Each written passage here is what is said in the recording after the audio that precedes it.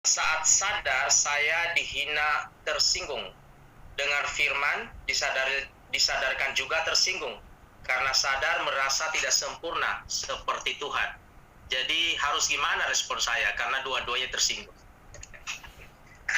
Ini Pak Esra dari Banyuwangi ya? Iya Pak. Oh selamat ya, baru melahirkan istrinya ya? Iya. Wah, ini tuh. Selamat Pak El, Pak. Ini itu. Iya. Selamat, Tuhan berkati. Kasih. Ya. Banyak selamat, Pak. Banyak selamat. Selamat. Pertanyaannya, ada orang menyakiti saya tersinggung gitu kan? Tapi waktu mendengar firman, Bapak juga tersinggung gitu.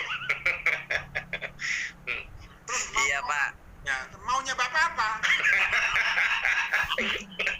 Maksudnya seperti ini Pak. Ya enggak, saya bercanda Pak, saya bercanda. Ya. Saya banget Pak. Karena Bapak kan baru saja stres menunggu istri kan, yang katanya mau dioperasi, ternyata enggak, puji Tuhan enggak jadi normal. Betul, Pak. Jadi begini Pak. Pada saat Bapak direndahkan orang, dihina orang, Bapak tersinggung karena Bapak merasa nih ya, bahwa Bapak masih ada, jati diri Bapak masih ada. Ya, tapi kalau Bapak sudah mengikuti Galatia 2 ayat 19 sampai 20, saya bacakan ya, Galatia 2 ya. Nah, ini penting nih. Ini satu proses sampai kita mencapai itu soalnya ya. Saya bacakan nih Pak. Galatia 2 ayat 20. Galatia 2 ayat 19 sampai 20. Sebab aku telah mati oleh hukum Taurat untuk hukum Taurat, supaya aku hidup untuk Allah. Aku telah disalibkan dengan Kristus. Namun aku hidup. Tetapi bukan lagi aku sendiri yang hidup, melainkan Kristus yang hidup di dalam aku. Jadi kalau Kristus belum hidup dalam saya, maka kalau orang menghina saya, ya akan kena diri saya. Tapi kalau Kristus sudah hidup dalam saya, ada orang menghina saya akan melihat siapa yang dihina. Pak Esra, enggak ada Pak Esra. Yang ada di sini Kristus. Selama orang yang ngomong, Pak Esra kamu begini, begitu, kamu begini. Siapa Esra? Yang ada Kristus. Nah, jadi kalau Bapak belum dipenuhi oleh Kristus dalam dirimu, memang artinya egonya kita masih tinggi. Ya, jati diri saya masih tinggi.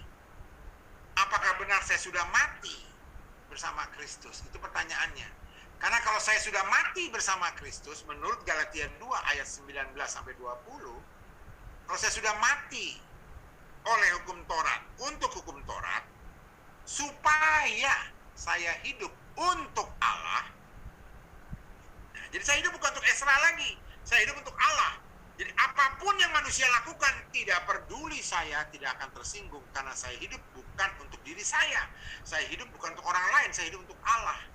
Jadi apapun yang menimpa saya tidak masalah selama saya hidup untuk Allah. Apa yang saya perbuat untuk Allah, apa yang saya lakukan untuk Allah, semua untuk Allah. Yang kedua, kalau ada orang menyinggung saya, menurut Galatia 2:20, tidak lagi saya tersinggung. Kenapa? Karena sudah ada Kristus dalam diri saya. Jadi Kristus yang menampung hinaan itu. Saya sudah di belakang Kristus. Kristus yang di depan saya. Maka saya tidak akan merasa terhina. Itu posisinya. Itu jawaban dari firman itu begitu. Tapi selama Kristus belum tampil di dalam hidup saya, dan saya belum hidup untuk Allah, tapi masih hidup untuk diri saya, makanya kalau ada orang menghina saya jadi tersinggung. Karena hidup saya masih untuk saya. Maka saya jadi gampang tersinggung, gampang direndahkan. Nah, orang-orang yang seperti itu, kalau dia mendengarkan firman, terutama firman yang mengoreksi dirinya, dia akan tersinggung juga gitu loh. Ini firman nembak saya lagi. Jadinya begitu. Ini firman nembak saya. Ini firman menyerang saya. Ini firman menampar saya. Saya sering Pak mendengar hamba Tuhan begitu.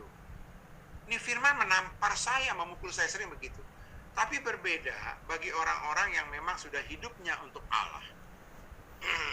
Berbeda dengan orang-orang yang sudah merasa bahwa dalam diri dia bukan lagi dia. Contohnya siapa? Ibu Teresa misalnya ya, Mother Teresa. Itu kan jelas, dihina kayak pun dia tidak apa-apa. Mendengar firman dia malah merasa inilah jawaban. Inilah jawaban bagi saya. kecil hati, Pak. Ya. Waduh, berarti saya masih jauh dong, Pak. Pak, menyadari keadaan diri sendiri dulu itu suatu langkah pengakuan akan keberadaan Bapak bahwa bersalah. Itu Bapak kurang, Bapak ini. Itu adalah satu langkah positif pertama. Tapi kalau sikap menolak, denying, ya, jadi enggak, saya nggak berdosa, enggak, saya nggak salah, saya nggak. Nah, penolakan itu adalah langkah mundur. Tapi pengakuan mengenai kekurangan kita itu langkah maju. Karena itu akan diikuti oleh penyesalan. Penyesalan diikuti oleh pertobatan. Tapi kalau tidak mengakui, bagaimana bisa maju? Makanya di pengadilan pun, itu orang-orang yang tidak mengakui kesalahannya, hukumannya makin berat. Tapi di pengadilan, orang-orang yang mengakui kesalahannya, biasanya hakim memutuskan begini. Yang meringankan, karena terdakwa mengakui kesalahannya, menyesali kesalahannya, dan berjanji tidak akan berbuat lagi. Itu yang meringankan. Tapi biasanya dalam putusan hakim di pengadilan ini pengadilan manusia, yang memberatkan terdakwa. Karena terdakwa tidak mau mengakuinya, tidak menyesalinya. Nah, jadi makin berat hukumannya. Jadi langkah Bapak yang pertama, merasa saya kurang, saya ini, itu sudah baik, Pak. Mudah-mudahan itu menjawab, Pak Esra. Ya, makasih, Pak. Jadi kalau memang Bapak masih tersinggung, ya itu masih dalam proses, Pak. Apalagi melihat wajah Bapak yang masih muda, nah, sudah bisa dipahami, Pak. Tapi saya percaya dalam waktu dekat Bapak akan lebih bertumbuh lagi. Apalagi anak sudah 2, Pak ya? Sudah 2, Pak ya, anaknya? Sudah 2. Kalau zaman KB dulu 2 sudah cukup. Puji Tuhan, majelis saudara dalam Tuhan, Pak Esra, Tuhan Yesus memberkati Bapak bersama dengan keluarga.